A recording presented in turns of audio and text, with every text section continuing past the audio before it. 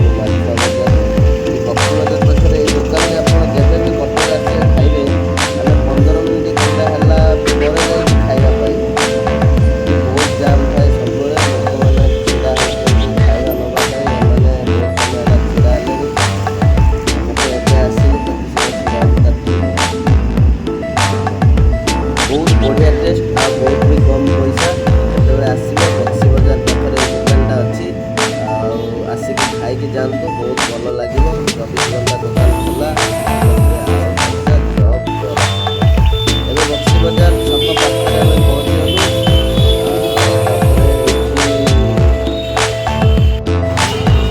रास्तार कदली किणाकिणी कदली गोटे खाई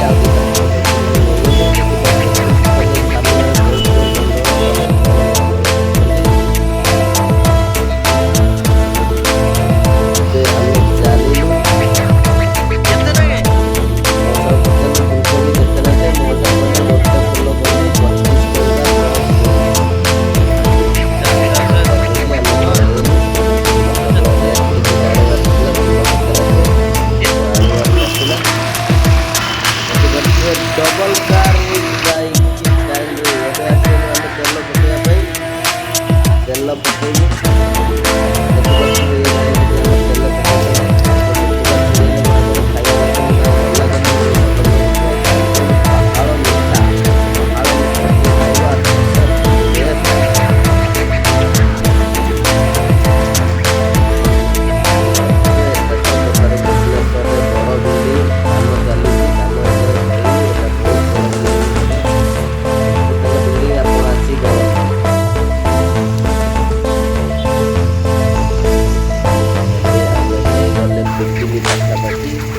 तेल वर्षा पकड़ी से आम गोटे जगह अल्ट्राटेक सीमेंट गोदाम अच्छी से भितर पशि आसलु किसी समय ठिया हेलु भाई मैंने खाऊँ बहुत जोर वर्षा होता देखिपे accident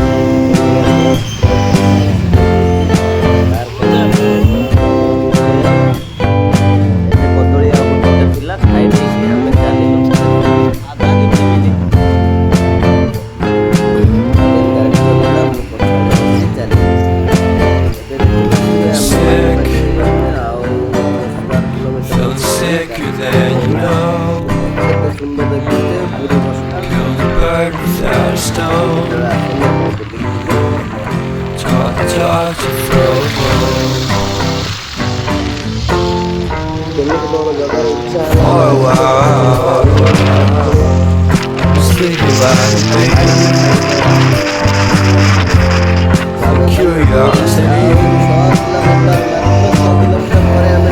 Cadillac, you see. So leave me stranded on the carpet, head under the faucet. You're my alibi. It's fair enough, you wanna cock it, hoping I'll forget following the night. We made a joke about the half-cut alien met a foreign lady, made her cry. The luck's been changing and it's so apparent. Got a cold white rabbit's foot home.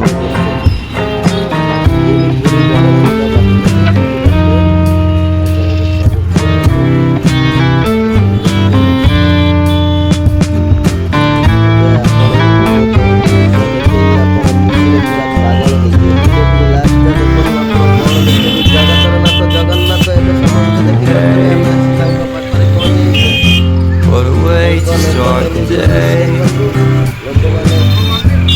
Again, out in space, I love the scenery. My happiness is misery, and nothing's like it used to be. 'Cause everybody around me's feeling sorry for himself.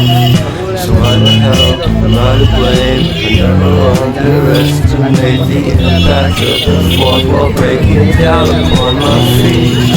Not feeling, never blink. I'm listening in like a kid just finished it. Can't be undid. Even stranded on the carpet, head under the faucet. You're my alibi. It's fair enough you wanna cock it, hoping I will forget, follow tonight.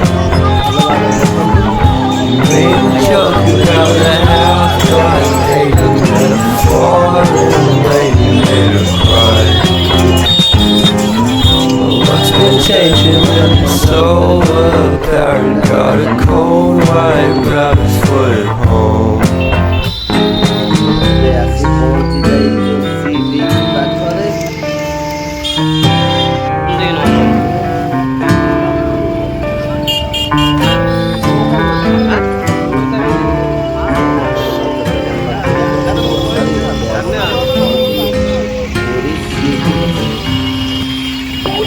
ଏବେ time ଆସି ହେବ 4ଟା 4:30 ଭିତରେ। ବର୍ଷା ଋତୁ ଥାଏ ଆମେ ପାଖକୁ ଆସିଲୁ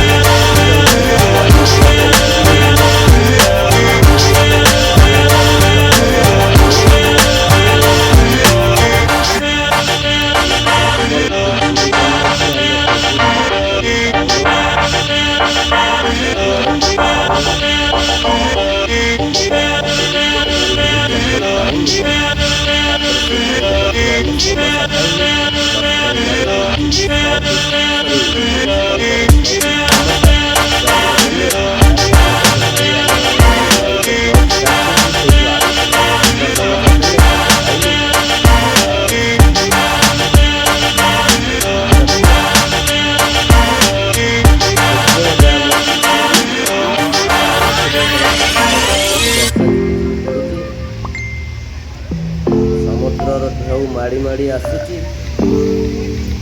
ବହୁତ ଜୋର ଦେଖିପାରୁଥିବେ ବର୍ଷା ପବନ ହେଉଛି, ତଥାପି ଲୋକମାନେ କେତେ ସୁନ୍ଦର ବୁଲୁଛନ୍ତି, ଦେଖୁଛନ୍ତି।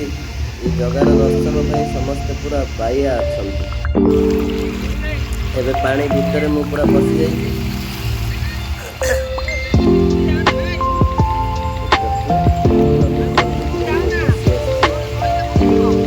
ସେଠି ଯେଉଁ ଆପଣ ଢେଉ ଦେଖୁଛନ୍ତି ସେଇ ପାଖାପାଖି ଯା ଯାଇଛି, ସେ ଭିଡ଼ିଓଟା ନାହିଁ।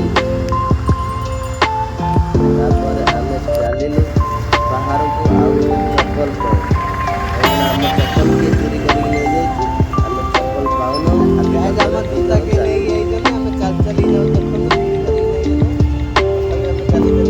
ସମୁଦ୍ର ବେଳାଭୂମି ଆଡ଼େ ଚାଲିଲୁ, କୋଉଠି ଚପଲ ମିଳିବ। ଏଠି ମାଛ ଦେଖିପାରୁଥିବେ, କେତେ ସୁନ୍ଦର ମାଛ। ଆପଣଙ୍କର ଯେଉଁଟା ଏଠି ଇଚ୍ଛା ହେବ ସେ ମାଛ ଖାଇପାରିବେ, କିଛି ଅସୁବିଧା ନାହିଁ। 40 ଟଙ୍କା, 60 ଟଙ୍କା, 100 ଟଙ୍କା, 200 ଟଙ୍କା, 200 ଟଙ୍କା। ଆମର ତ ଶନିବାର ଥିଲା, ଆମେ ଆଇଁଷ ଖାଇବୁନି, ସେଥିପାଇଁ ଖାଲି ଭାଇଙ୍କ ପାଖରେ ଦେଖି ଠିଆ ହେଇ ଭିଡ଼ିଓ କରିଦେଇ ପଳେଇ ଆସିଲୁ। ଭାଇ ଖାଇବେନି, ଆମେ ଖାଇବୁ। ଆମେ କେବଳ ସବୁ ମାଛର ରେଟ୍ ପଚାରିଦେଲୁ। ପାମ୍ପଲେଟ୍ ମାଛ କେତେ ଟଙ୍କା, ଶିଳା ମାଛ କେତେ ଟଙ୍କା, ଚିଙ୍ଗୁଡ଼ି ମାଛ କେତେ ଟଙ୍କା, କଙ୍କଡ଼ା ମାଛ କେତେ ଟଙ୍କା, ସବୁ ରେଟ୍ ବୁଝିଦେଇ ଆସିଛୁ। ଆରଥର ଆଇଲା ବେଳେ ଆମେ ଖାଇବୁ।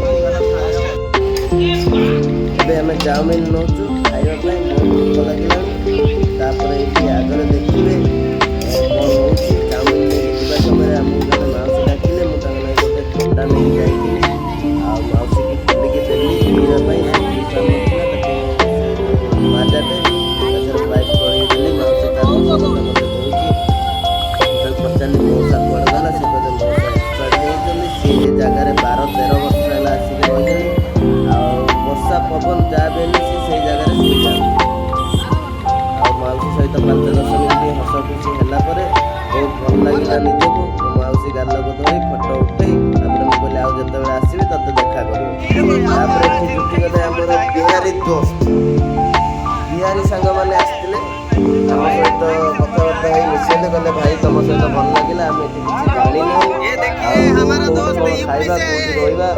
ଆମେ ସେଠୁ ଆମର ଜଣେ ସାଙ୍ଗ ଥିଲା ନରେନ୍ଦ୍ର, ତାଙ୍କର ଗୋଟେ ରେଷ୍ଟୁରାଣ୍ଟ ଥିଲା, ଆଉ ସେଠିକି ଆମେ ପଠେଇଦେଲୁ ତାଙ୍କୁ ସିଏ ଆମ ସହିତ କଥାବାର୍ତ୍ତା ହେଉଛନ୍ତି, କେଉଁ ଜାଗା ଯିବେ, କ'ଣ କରିବେ।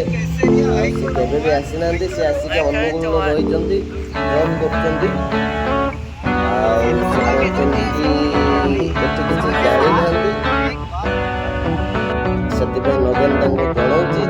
ଏ ଭାଇକି ଦେଖିପାରୁଥିବେ, ଇଏ ହେଉଛି କହିଲେ କି ତାଙ୍କର ବିହାରର, ୟାର ୟୁଟ୍ୟୁବରେ ଭଲ ସବସ୍କ୍ରାଇବର ଆଉ ଚ୍ୟାନେଲ୍ ସମସ୍ତେ ଦେଖନ୍ତି।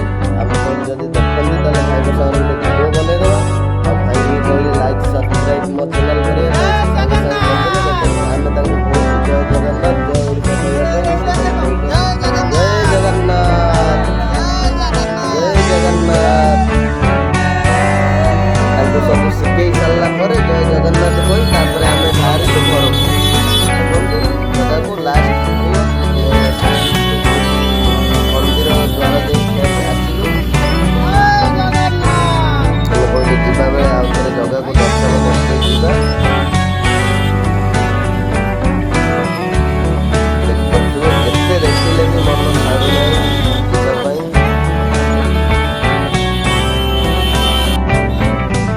ଫାଇନାଲି ଆମେ ପହଞ୍ଚିଗଲୁ। ଦେଖନ୍ତୁ ରାତି 1ଟା ବେଳେ ଇଏ କ'ଣ ଫୁଲ ଚୋରି